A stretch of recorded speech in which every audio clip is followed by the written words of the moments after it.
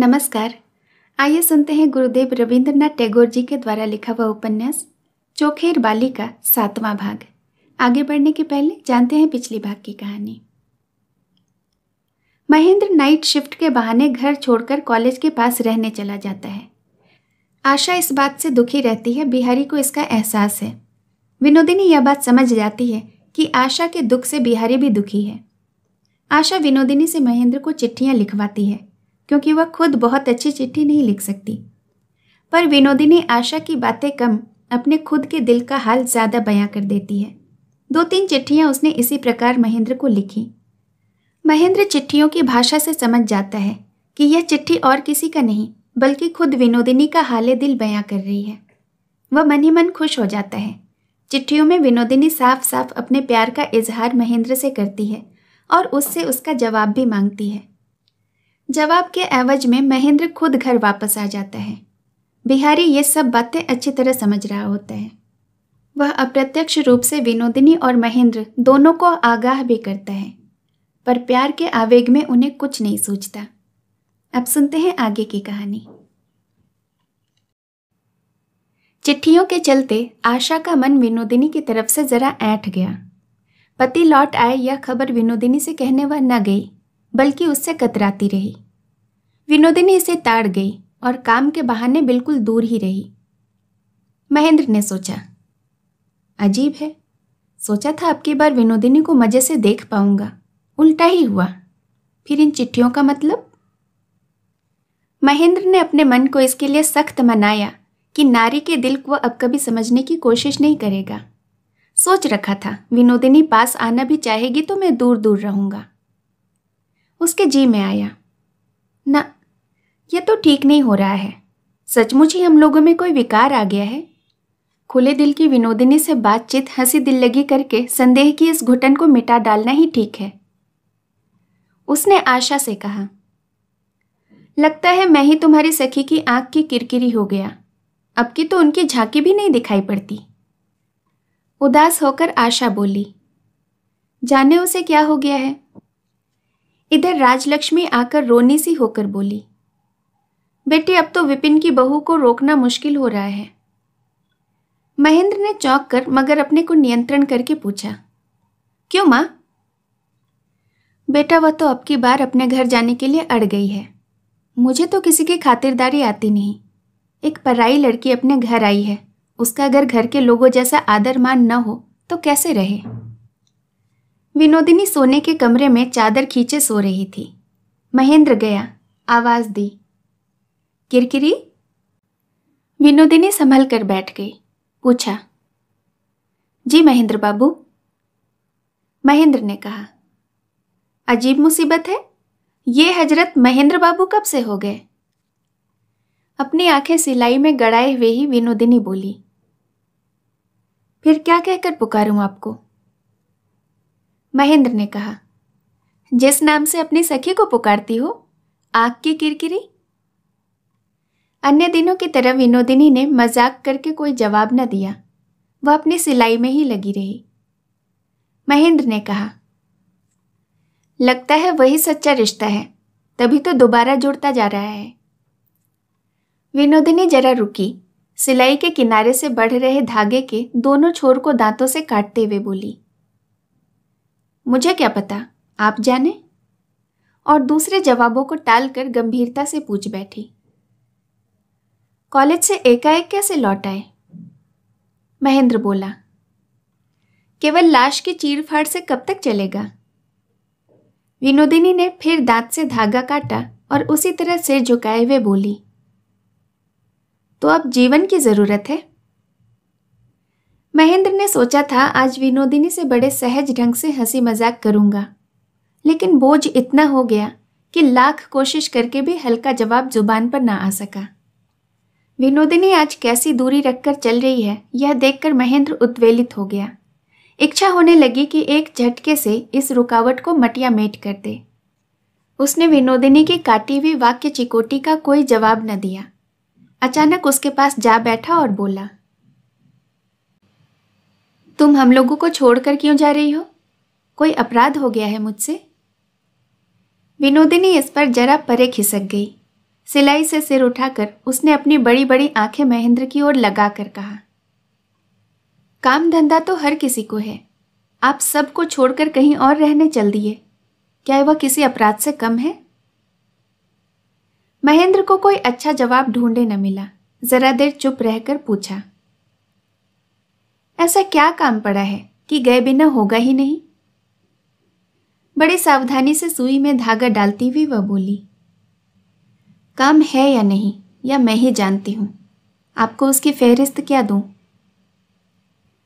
महेंद्र खिड़की के बाहर चिंतित सा बड़ी देर तक एक नारियल की फुनगी पर नजर टिकाए चुपचाप बैठा रहा। विनोदिनी भी चुपचाप सिलाई करती रही। यह हाल कि फर्श पर सुई भी गिरे तो आवाज सुनाई दे। बड़ी देर बाद महेंद्र अचानक बोल उठा। हठात जो निस्तब्धता भंग हुई, विनोदिनी चौंक पड़ी। उसकी अंगुली में सुई चुभ गई। महेंद्र ने पूछा, किसी भी तरह न रुक सकोगी? सुई चुभी अंगुली का खून चूसती हुई विनोदिनी ने कहा, विनती किस बात की? मैं रही न रही आपको क्या फर्क पड़ता है? यह कहते कहते उसका गला भराया, फिर झुककर वह सिलाई में लग गई। लगा उसकी पलकों की कोर में आंसू की हल्की सी रेखा झलक पड़ी। माघ का अपराह्न उधर शाम के अंधेरे में खोने लगा था। लम्हे भर में महेंद्र ने विनोदिनी का हाथ दबाकर रूंधे और सजल स्वर में कहा, अगर इससे मेरा कुछ बिगड़ता हो तो रुकोगी? विनोदिनी ने झट से हाथ छुड़ा लिया। थोड़ा परे सरक कर वह बैठ गई। महेंद्र चौंका। अपनी अंतिम बात उसके अपने ही कानों में व्यंग जैसी गूंजती रही। दोषी जीभ को उसने दांत से काटा, फिर कुछ कहते न बना। घर में सन्नाटा था। तभी आशा आ गई। विनोदिनी झट कह उठी, खैर, तुम लोगों ने जब मेरी अकड़ इतनी बढ़ा रखी है तो मेरा भी फर्ज है कि तुम लोगों की एक बात मान लूं। जब तक विदा नहीं करोगे मैं यहीं रहूंगी। पति की कामयाबी से फूली न समाती हुई आशा सखी से लिपट गई और बोली, तो फिर यही पक्का रहा। 3 बार कबूल करो कि जब तक हम विदा नहीं करते तब तक यहीं रहोगी, यहीं रहोगी और यहीं रहोगी। विनोदिनी ने 3 बार कबूल किया।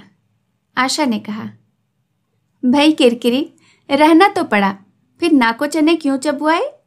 अंत में मेरे पति से हार तो माननी ही पड़ी। विनोदिनी हंसकर बोली, भाई साहब, हार मैंने मानी या तुमने मानी? महेंद्र को जैसे काठ मार गया हो। लग रहा था जैसे उसका अपराध तमाम कमरों में बिखरा पड़ा है। उसने गंभीर होकर कहा, हार तो मेरी ही हुई है। वह कमरे से बाहर चला गया और दूसरे ही क्षण फिर अंदर आया। आकर विनोदिनी से कहा, मुझे माफ कर दो। विनोदिनी, क्या कसूर किया है तुमने लाला जी? महेंद्र, तुम्हें यूं जबरदस्ती यहां रोक कर रखने का हमें कोई अधिकार नहीं है। विनोदिनी हंसकर बोली, जबरदस्ती कहाँ की है? प्यार से सीधी तरह ही तो रहने को कहा है, यह जबरदस्ती थोड़ी ही है। आशा 16 आने सहमत होकर बोली, हरगिज नहीं। विनोदिनी ने कहा, भाई साहब, तुम्हारी इच्छा है कि मैं रहूं। मेरे जाने से तुम्हें तकलीफ होगी या तो मेरी खुशकिस्मती है। क्यों भाई किरकिरी? ऐसे सहृदय दुनिया में मिलते कितने हैं? दुख में दुखी और सुख में सुखी भाग्य से कोई मिला तो मैं ही उसे छोड़कर जाने को क्यों उतावली हो रही हूं? पति को चुप रहते देख आशा जरा खिन्न मन से बोली, बातों में तुमसे कौन जीते?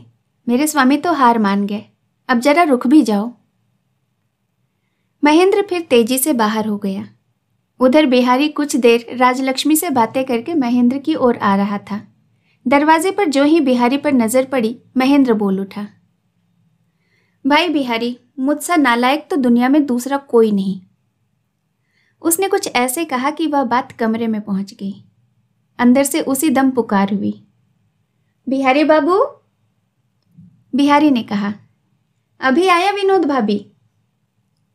कमरे में जाते ही बिहारी ने तुरंत आशा की तरफ देखा। घूंघट में से जितना भर दिख पड़ा उसमें विषाद या वेदना की कोई निशानी ही न थी। आशा उठकर जाने लगी। विनोदिनी ने आशा को पकड़ लिया और कहा, यह तो बताएं भाई साहब, मेरी आंखों की किरकिरी से आपका सौत का नाता है क्या? आपको देखते ही वह भाग क्यों जाना चाहती है? आशा ने शर्मा कर विनोदिनी को झिड़का।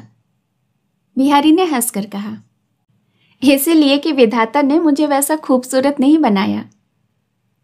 विनोदिनी, देख लिया भाई किरकिरी, बिहारी बाबू किस तरह बचबचाकर बात करना जानते हैं। इन्होंने तुम्हारी पसंद को कोई दोष नहीं दिया, दोष दिया विधाता को। लक्ष्मण जैसे सुलक्षण देवर को पाकर तुझे आदर करना ना आया, तेरी तकदीर ही खोटी है। बिहारी, इस पर तुम्हें अगर तरस आए विनोद भाभी, तो फिर मुझे शिकायत ही क्या रहे। विनोदिनी, समुद्र तो है ही, फिर भी बादलों के बरसे बिना चातक की प्यास क्यों नहीं मिटती। आशा को आखिरकार रोक कर न रखा जा सका, वह जबरदस्ती हाथ छुड़ाकर चली गई। बिहारी भी जाना चाह रहा था, तभी विनोदिनी ने कहा, महेंद्र बाबू को क्या हुआ है, कुछ कह सकते हैं आप? बिहारी ठिठक कर बोला, मुझे तो कुछ पता नहीं, कुछ हुआ है क्या? विनोदिनी, पता नहीं, मुझे तो ठीक नहीं दिखाई देते। उत्सुक होकर बिहारी कुर्सी पर बैठ गया। पूरी तरह सुन लेने के ख्याल से वह उन्मुख होकर विनोदिनी की ओर ताकता रहा। विनोदिनी कुछ न बोली, मन लगाकर चादर सीने लगी। कुछ देर रुककर बिहारी ने कहा, तुमने महेंद्र में कुछ खास परिवर्तन नोट किया है क्या? विनोदिनी बड़े सहज भाव से बोली, क्या जाने, मुझे तो कुछ ठीक नहीं दिखाई देते। मुझे तो अपनी किरकिरी के लिए फिक्र होती है। और एक लंबी उसास लेकर वह सिलाई छोड़कर जाने लगी। बिहारी ने जल्दी से कहा, जरा बैठो भाभी। विनोदिनी ने कमरे के सारे खिड़की किवाड़ खोल दिए, लालटेन की बत्ती बढ़ा दी और सिलाई का सामान लिए बिस्तर के उस छोर पर जा बैठी और बोली, मैं तो यहाँ सदा रहूंगी नहीं। मेरे चले जाने पर मेरी किरकिरी का ख्याल रखना, वह बेचारी दुखी न हो। यह कहकर मन के उद्वेग को जब्त करने के लिए उसने मुंह फेर लिया। बिहारी बोल पड़ा, भाभी तुम्हें रहना ही पड़ेगा, तुम्हारा अपना कहने को कोई नहीं। इस भोली लड़की को सुख दुख में बचाने का भार तुम ही ले लो। कहीं तुम छोड़कर चली गई तो फिर बेचारी का कोई चारा नहीं। विनोदिनी, भाई साहब, दुनिया का हाल तुमसे छिपा नहीं है। मैं यहाँ सदा कैसे रह सकती हूँ, लोग क्या कहेंगे? बिहारी, लोग जो चाहे कहें, तुम उस पर ध्यान ही न दो। तुम देवी हो, एक असहाय लड़की को दुनिया की ठोकरों से बचाना तुम्हारे ही योग्य काम है। विनोदिनी का रोंवा रोंवा पुलकित हो उठा। बिहारी के इस भक्ति उपहार को वह मन से भी गलत मानकर ठुकरा न सकी। हालांकि वह छलना कर रही थी, ऐसा व्यवहार उसे कभी किसी से न मिला था।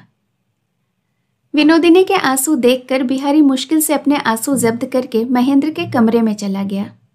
बिहारी को यह बात बिल्कुल समझ में न आई कि महेंद्र ने अचानक अपने आप को नालायक क्यों कह दिया। कमरे में जाकर देखा, महेंद्र नहीं था। पता चला वह टहलने निकल गया है। पहले बेवजह वह घर से कभी बाहर नहीं जाया करता था। जाने पहचाने लोगों के घर से बाहर उसे बड़ी परेशानी होती थी। बिहारी सोचता हुआ धीरे धीरे अपने घर चला गया। विनोदिनी आशा को अपने कमरे में ले आई, उसे छाती से लगाकर छलछलाई हुई आंखों से कहा, भाई किरकिरी, मैं बड़ी अभागिन हूं, बड़ी बदशकुन। आशा दुखी मन से बोली, ऐसा क्यों कहती हो बहन? सुबकते हुए बच्चे की तरह वह आशा की छाती में मुंह गाड़ कर बोली, मैं जहां भी रहूंगी बुरा ही होगा। मुझे छोड़ दे बहन, छुट्टी दे कि मैं अपने जंगल में वापस चली जाऊं। महेंद्र से बिहारी की मुलाकात न हो सकी, इसलिए कोई बहाना बनाकर फिर वह वहां आया ताकि आशा और महेंद्र के बीच की आशंका वाली बात को और कुछ साफ तौर से जान सके। वह विनोदिनी से यह अनुरोध करने का बहाना लिए आया कि कल महेंद्र को अपने यहाँ भोजन के लिए आने को कहे। उसने आवाज दी, विनोद भाभी, और बाहर से ही बत्ती की मध्यम रोशनी में गीली आंखों वाली दोनों सखियों को आलिंगनबद्ध देखकर वह ठिठक गया। अचानक आशा के मन में हुआ कि हो न हो आज बिहारी ने जरूर विनोदिनी से कुछ निंदा की बात कही है, तभी वह जाने की बात कर रही है। यह तो बिहारी बाबू की बड़ी ज्यादती है। अच्छा मिजाज के नहीं है। कुड़कर आशा बाहर निकल आई और बिहारी भी विनोदिनी के प्रति मन की भक्ति की ओर बढ़कर बैरंग वापस हो गया। रात को महेंद्र ने आशा से कहा, चुन्नी, मैं सुबह की गाड़ी से बनारस चला जाऊंगा। आशा का कलेजा धक से रह गया। पूछा, क्यों? महेंद्र बोला, काफी दिन हो गए, चाची से भेंट नहीं हुई है। महेंद्र की यह बात सुनकर आशा शर्मिंदा हो गई। उसे यह इससे भी पहले सोचना चाहिए था। अपने सुख दुख के आकर्षण में वह अपनी स्नेहमयी मौसी को भूल गई। महेंद्र ने कहा, अपने स्नेह की एकमात्र थाती को वह मेरे ही हाथों में सौंप गई हैं। उन्हें एक बार देखे बिना मुझे चैन नहीं मिलेगा। कहते कहते महेंद्र का गला भर आया। स्नेह भरे मौन आशीर्वाद और अव्यक्त मंगल कामना से वह बार बार अपना दायां हाथ आशा के माथे पर फेरने लगा। अचानक ऐसे उमड़ आए स्नेह का मर्म आशा समझ न सकी। उसका हृदय केवल पिघलकर आंखों से बहने लगा। आज शाम को स्नेहवश विनोदिनी ने उससे जो भी कुछ कहा था वह सब याद आ गया। इन दोनों में कहीं योग भी है या नहीं वह समझ न सकी, लेकिन उसे लगा यह मानो उसके जीवन की कोई सूचना है, अच्छी या बुरी कौन जाने। भय से व्याकुल होकर उसने महेंद्र को बाहों में जकड़ लिया। महेंद्र उसके नाहक संदेह के आवेश को समझ गया। बोला, चुन्नी, तुम पर पुण्यवती मौसी का आशीर्वाद है, तुम्हें कोई खतरा नहीं। तुम्हारी ही भलाई के लिए वह अपना सर्वस्व छोड़कर चली गई। तुम्हारा कभी कोई बुरा नहीं कर सकता। इस पर आशा ने निडर होकर अपने मन से भय को निकाल फेंका। पति के इस आशीर्वाद को उसने अक्षय कवच के समान ग्रहण किया। मन ही मन उसने मौसी के चरणों की धूल को बार बार अपने माथे पर लगाया और एकाग्र होकर बोली, मौसी, तुम्हारा आशीर्वाद सदा मेरे स्वामी की रक्षा करे। दूसरे दिन महेंद्र चला गया। विनोदिनी ने जाते समय कुछ न कहा। विनोदिनी मन में कहने लगी, गलती खुद की और गुस्सा मुझ पर। ऐसा साधु पुरुष तो मैंने देखा ही नहीं, लेकिन ऐसी साधुता ज्यादा दिन नहीं टिकती। बहुत दिनों बाद अचानक महेंद्र को आते देखकर एक ओर तो अन्नपूर्णा गदगद हो गई और दूसरी ओर उन्हें यह शंका हुई कि आशा की शायद मां के साथ फिर कुछ चिकचिक हो गई है। महेंद्र उसी की शिकायत पर दिलासा देने आया है। महेंद्र छुटपन से ही मुसीबत पड़ने पर अपनी चाची की शरण में जाता रहा है।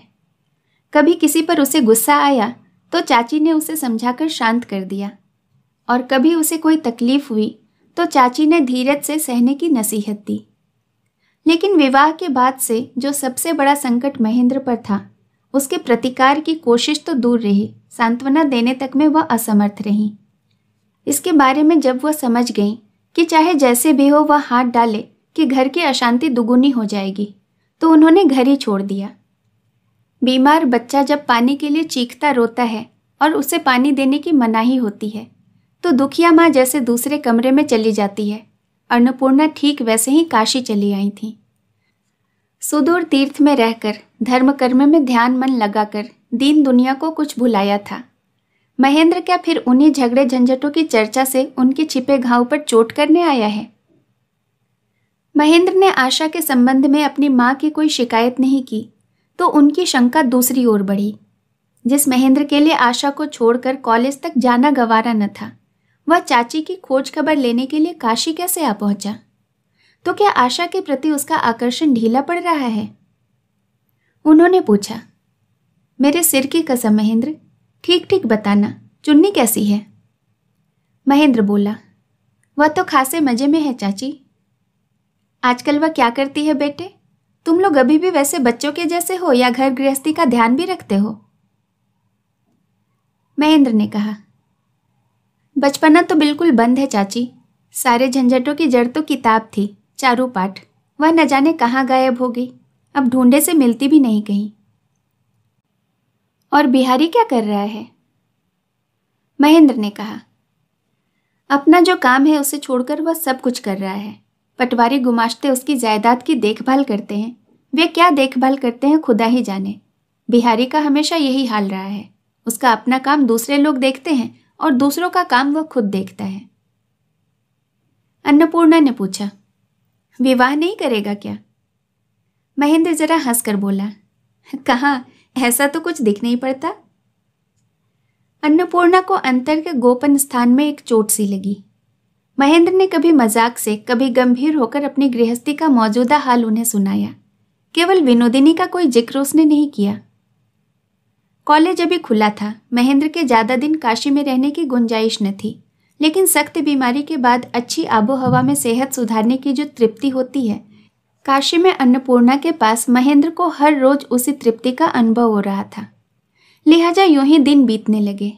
अपने आप से ही विरोध की जो स्थिति हो गई थी वह मिट गई।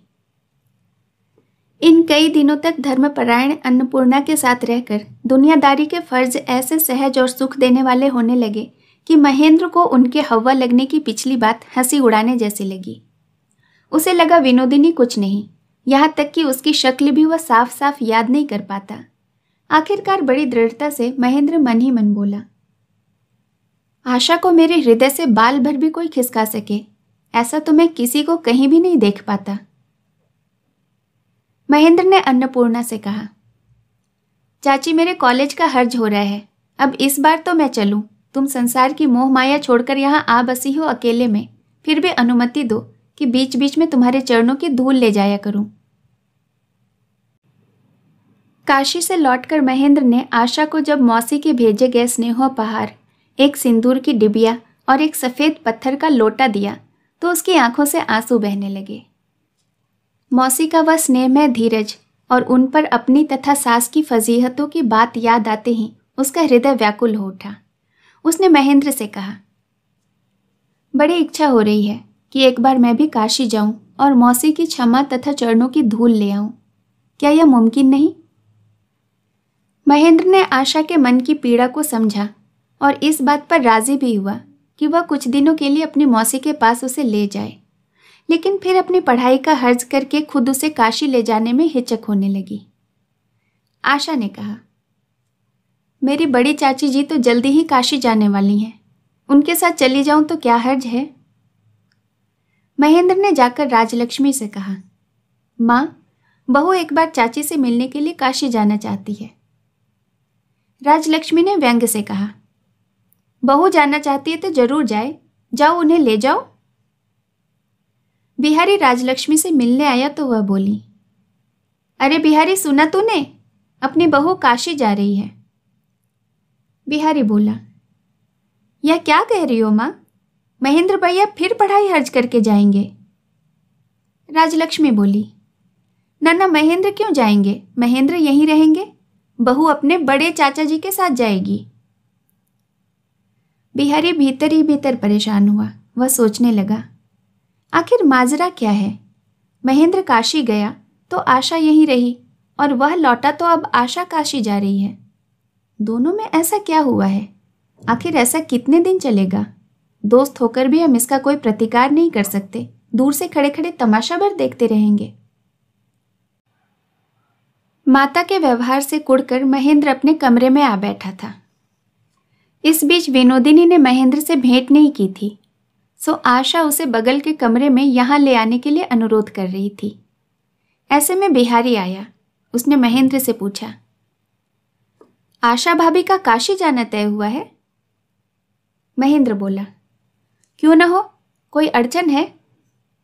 बिहारी बोला, अड़चन की बात कौन कर रहा है, मगर अचानक तुम्हारे दिमाग में यह आया कैसे?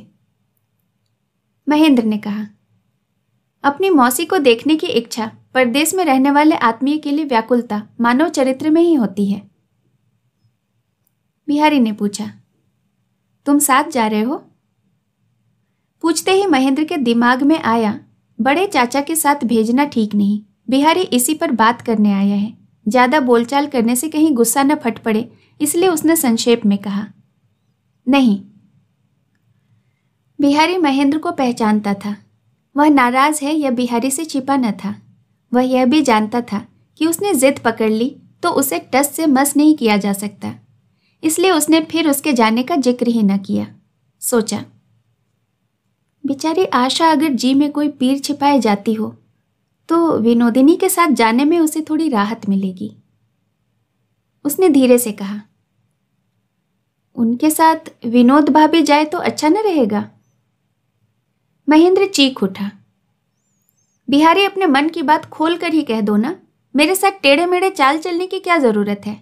मैं समझ रहा हूं कि तुम्हें शुभा है कि मैं विनोदिनी को प्यार करता हूं। गलत है, मैं उसे प्यार नहीं करता। मुझे बचाने के लिए पहरा देते फिरने की जरूरत नहीं। तुम अपने आप को संभालो। जहां पर काफी दर्द हो वहां अगर कोई बेरहमी के साथ पांवों से मसल डाले तो चोट खाया हुआ आदमी चोट करने वाले पर जिस तरह बिना कुछ विचार किए टूट पड़ना चाहता है, उसी तरह रुद्ध गले से बदरंग पड़ा चेहरा लिए बिहारी कुर्सी से उठकर महेंद्र की ओर लपका और सहसा रुककर किसी तरह बोल पाया, ईश्वर तुम्हें क्षमा करे, मैं चला। लड़खड़ाता हुआ वह कमरे से बाहर निकल गया। बगल के कमरे से विनोदिनी झटपट करके आई। बिहारी बाबू? दीवार का सहारा लिए हंसने की कोशिश करते हुए बिहारी ने कहा, क्या है विनोदिनी भाभी? विनोदिनी बोली, किरकिरी के साथ मैं काशी जाऊंगी। बिहारी ने कहा, नहीं नहीं भाभी, यह न होगा। मैं आरजू करता हूं मेरे कहने से कुछ मत कहना। मैं यहाँ का कोई नहीं होता।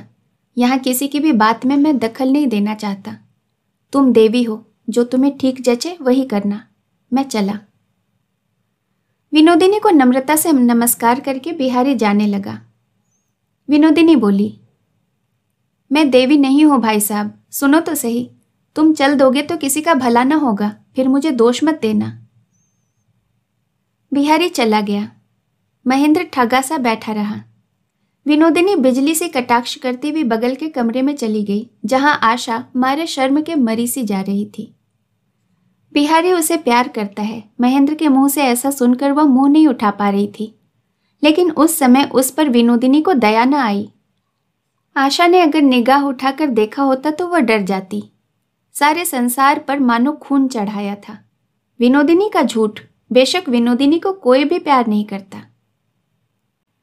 आवेश में वही जो एक बार महेंद्र के मुंह से निकल पड़ा था कि मैं नालायक हूं, उसके बाद जब वह आवेश जाता रहा तो अपने उस अचानक उबल पड़ने की वजह से बिहारी से वह सकुचा गया था।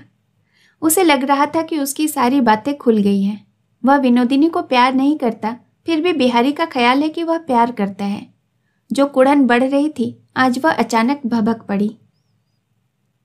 बगल के कमरे से विनोदिनी दौड़ती हुई आई और उसने बिहारी को रोकने की कोशिश की। बिहारी के कहे मुताबिक वह काशी जाने को तैयार हो गई। यह सब महेंद्र की कल्पना से भी बाहर था। इस दृश्य ने महेंद्र को एक चोट पहुंचाकर पराभूत कर दिया। उसने कहा कि वह विनोदिनी को प्यार नहीं करता, लेकिन जो कुछ सुना, जो कुछ देखा, उसने उसे चैन लेने न दिया। चारों तरफ से उसे बेचैन बनाने लगा और बार बार निरे अफसोस के साथ उसके जी में होने लगा कि विनोदिनी ने मुझे यह कहते सुना कि मैं उसे प्यार नहीं करता। महेंद्र ने सोचा, गलत, मैं विनोदिनी को प्यार नहीं करता। शायद प्यार न भी करता हूं, मगर यह कहना कि नहीं करता हूं यह तो और भी कठिन है। इससे चोट न पहुंचे ऐसी कौन सी स्त्री है? इसके प्रतिवाद की गुंजाइश कैसे हो? महेंद्र ने बक्स से निकालकर उसकी तीनों चिट्ठियों को फिर से पढ़ा। शेष कहानी अगले भाग में। कहानी सुनने के लिए आपका बहुत बहुत धन्यवाद। जल्द मिलूंगी नए भाग के साथ। नमस्कार।